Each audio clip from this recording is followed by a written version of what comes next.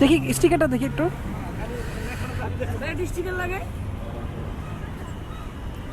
হ্যাঁ লাগাই দেন আপাতত। Stop unjust AIT on bikes, অযৌক্তিক আয়কর লাল। হ্যাঁ হ্যাঁ শিওর, লাগান। আচ্ছা আমরা চলে আসছি, অনেক বাইকাররা এখানে চলে আসছে, অলরেডি জড়ো হয়ে গেছে। এখন বাজে 3:20। Let's see. আমি 3টার আগে এসে দাঁড়ায় আছি ওই জায়গায়, 3টার আগে আমি হলো ওই সাইডে দাঁড়ানো। যাক ভালো হয়েছে।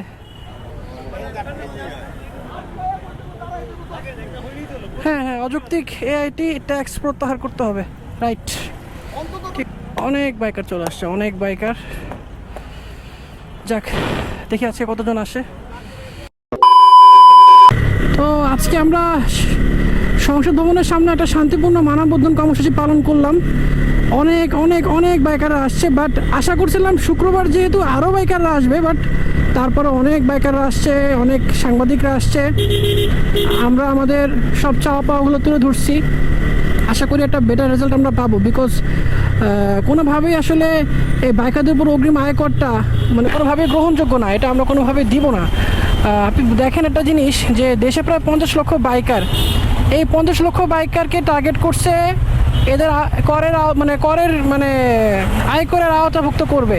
আশা করি একটা ভালো রেজাল্ট আমরা পাবো ইনশাল্লাহ। এই প্রত্যাশায় আজকে এখানেই শেষ করছি। ইনশাল্লাহ নেক্সট কোনো ভিডিওতে আবার দেখা হবে। সবাই ভালো থাকবেন, সুস্থ থাকবেন, আর অবশ্যই #রিয়ান্ত পেজটাকে ফলো দিয়ে সাপোর্ট করবেন।